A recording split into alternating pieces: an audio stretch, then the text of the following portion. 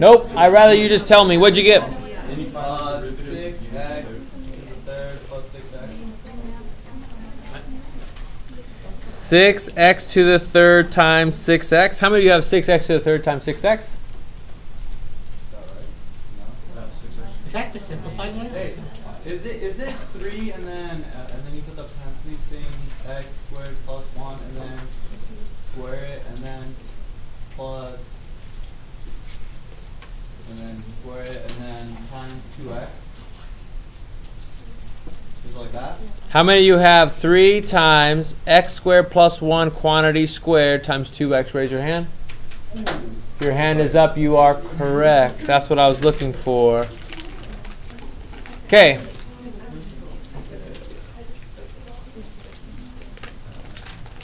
Who doesn't understand how the majority of the class got this answer? Anybody confused? Besides Alexis. It's okay to be confused, Alexis. I understand why you are right now. Someone should just raise their hand. Yeah. Okay? All right. How does this get more complicated? Because I definitely want to kick it up a notch. Oh. Okay? You don't have to.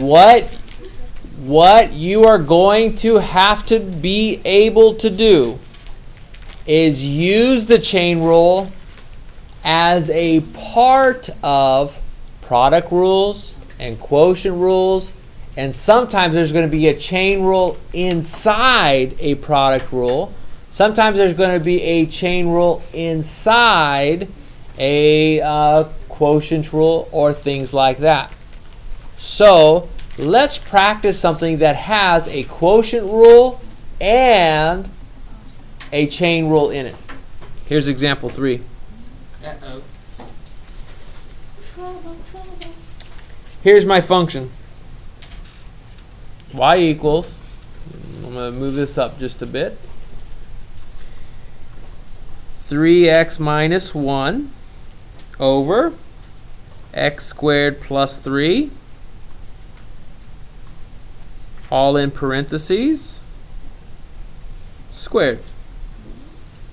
What? 3x minus 1 all over x squared plus 3. So I'm going to do this one with you. Yeah, that's good.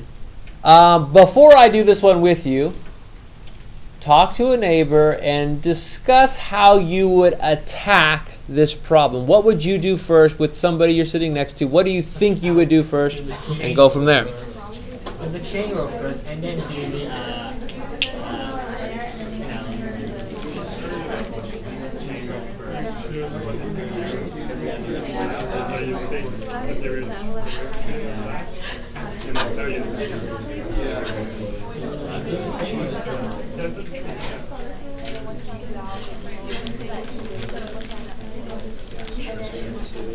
Ooh, baked ruffles. A half popsicle for lunch. Ooh, sounds good. Okay, so here we go. I'm going to start this problem. Hopefully what I do is the same thing you would do. The very first thing that I would do is I would take this 2 that's out here, I would multiply it in front, and I would have 2 times. Notice that this group here, this fraction doesn't change because it's inside. There's the outside piece, and then there's the inside piece, right? I have done the derivative of the outside, right? I've done 2 in front. I've subtracted an exponent. But now what else do I have to do? Inside. The derivative of the inside piece. You could think of this whole fraction as u. And we're going to now do u prime, the derivative of a quotient. So now what do I have to multiply this by? Because it's all multiplication. Low. Low D high. D high. What's the derivative of the top one? 3. Minus High. 3x minus 1 2x. over X squared plus 3 squared. x squared plus 3 in parentheses squared. Do I have to simplify this further? No. When would you? If there are complex fractions or negative exponents, this is the only time you would. This is how you leave your answer. Helen. When would we use the chain rule? We used the chain rule right at the beginning of the problem. We did the outside of this piece, then we did the derivative of the inside of the piece.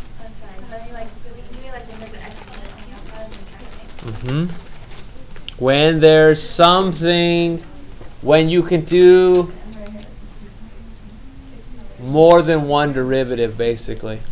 Okay, so we did one like that. Let's mix it up a little bit. Let's mix it up. Let's do a product rule. Okay. I don't wanna die.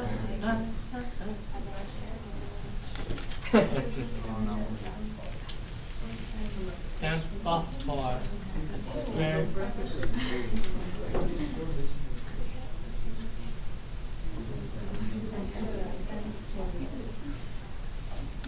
Close the chain rule.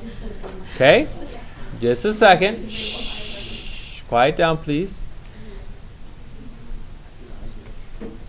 So I have a variable x squared multiplying this other quantity of the square root of 1 minus x squared.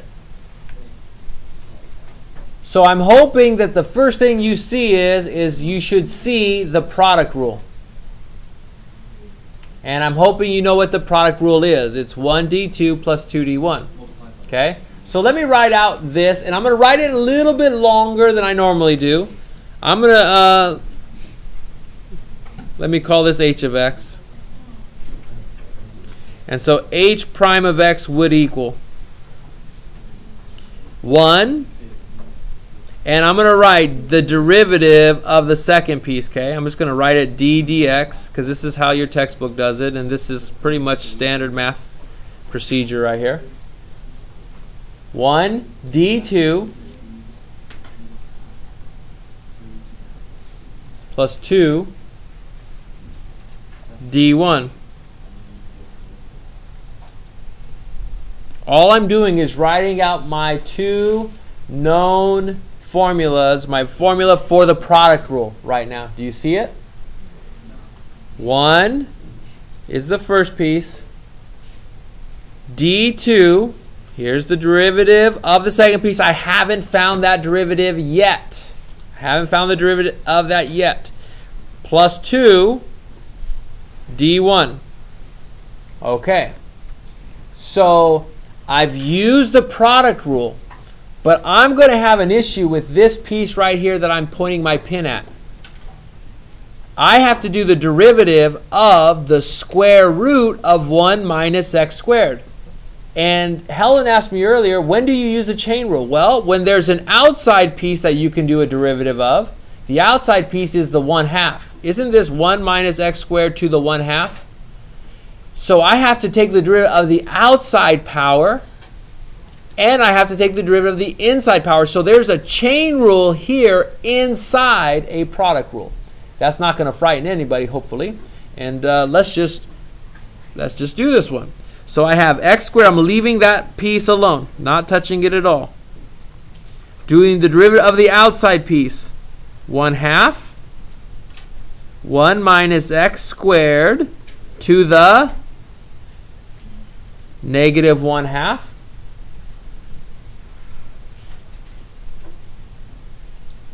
Times, I still have to do the derivative of the inside piece. If I don't multiply by the inside piece, I haven't done the chain rule. I haven't used the chain rule correctly. What's the derivative of the inside piece? Negative 2x. Has to be that way. Plus, leave this piece alone. What's the derivative of x squared? 2x. So we have that group. I have this group. I only have to do one thing, don't I? I have one negative set of exponents that I have to get rid of. So my final answer for h prime of x would be x squared times 1 over 2, 1 minus x squared, and I'm just going to leave it to the 1/2. You can put this in radical form if you want to. I'm not going to. I'm going to leave it in exponential form. Times negative 2x plus root 1 minus x squared times 2x. Of course, you could simplify. If you do simplify, that's fine. You do not have to. This is a full credit answer, and we recommend not simplifying because if you make a mistake on your AP test, you'll lose points for algebraic mistakes, and we recommend you don't do that. Leave it alone. It takes all my strength in the world not to just put this negative 2x and this x squared together and get negative 2x to the third. Trust me. I know how you feel.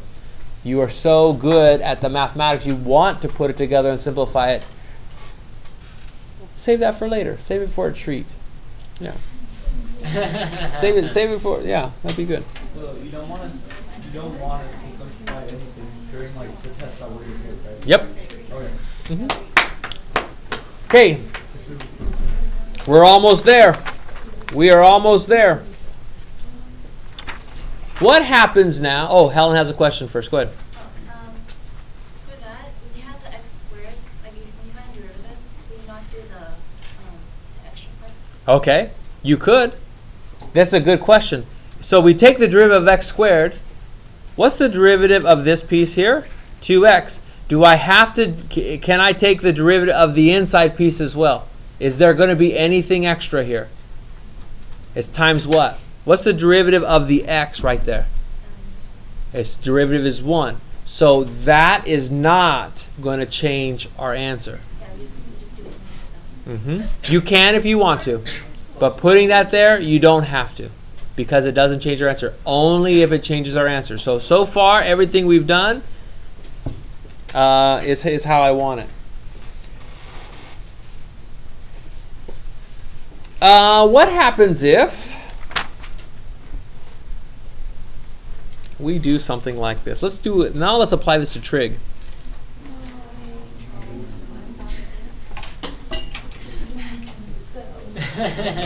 Funny, you're funny.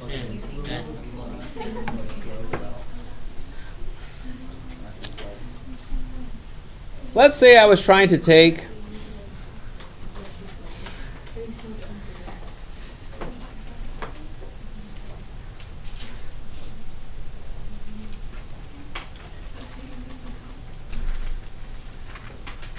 Off screen. Thank you, William. Let's say I had g of x, and g of x was equal to, let me look at what your homework questions look like. Oh, this is a good one here. This is actually one of the questions from your homework. What number? 57.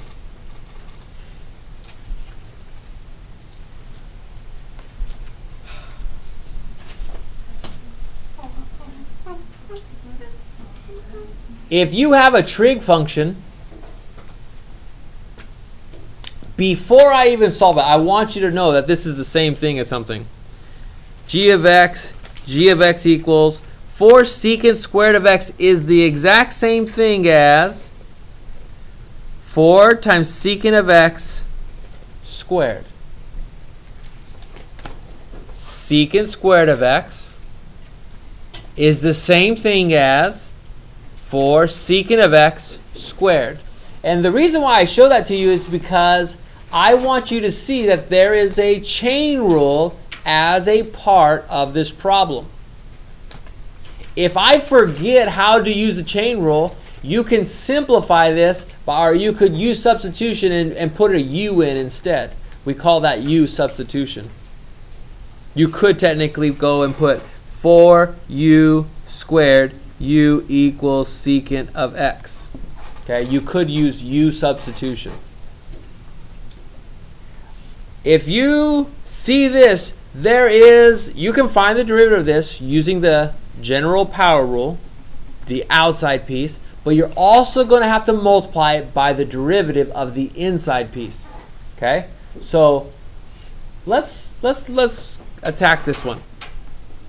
Now I want to find the derivative of g of x. What's the derivative of the outside piece? You all should know it. What is it? 8. Leave the inside piece alone. Leave the inside piece alone. 8 secant x to the first power, right? But I also have to multiply it by, what's the derivative of secant x? Do you know it yet? Secant x times tangent of x. Need more room.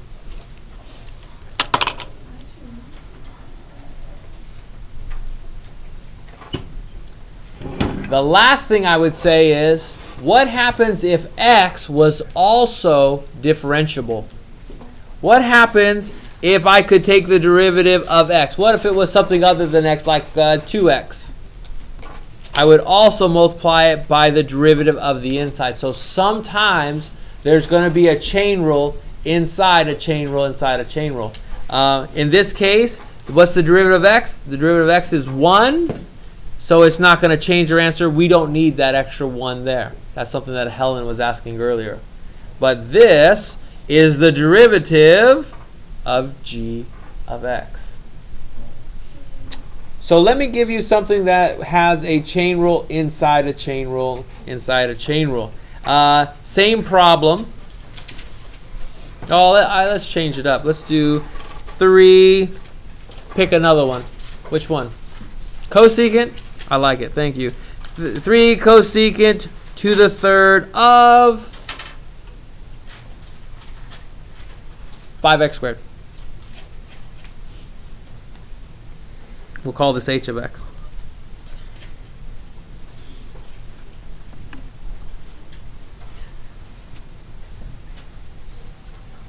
Do you see the outside? 3 cosecant to the third of 5x squared. If I want to find h prime of x, what's the derivative of the outside piece? Let me call somebody and ask them. Miss Tang, what's the derivative of the outside piece?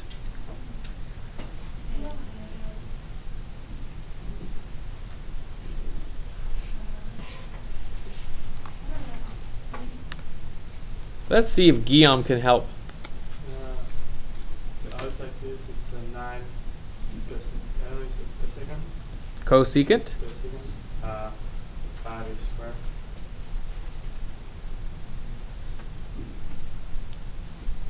So 9 cosecant 5x squared. Do we agree? Yes, Squared. I agree. Of the outside piece. Now I agree. Does that make sense to you?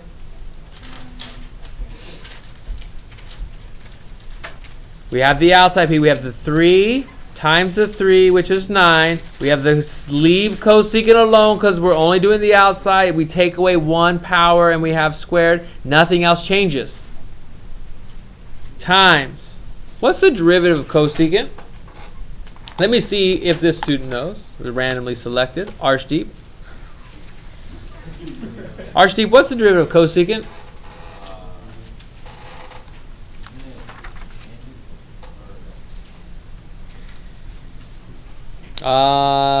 Not that I remember.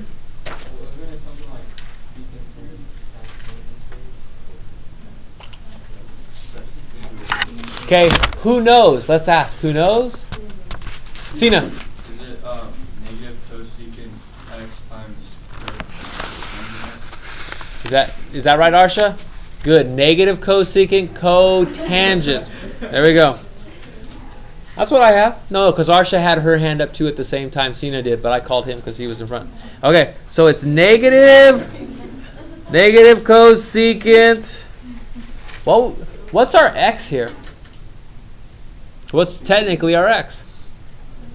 Our angle is 5x squared. And it needs to be negative cosecant 5x squared. Because the derivative of cosecant is negative cosecant cotangent of the same angle, 5x squared. And is there an inside piece that we can also take the derivative of? Can you take the derivative of the 5x squared? What's that? So this is as complicated as it gets, where you have an outside piece that you can take the derivative of. Here's the outside piece. Then there's the inside piece where you're taking the derivative of the cosecant. And then there's the angle that you can also take the derivative of at the end.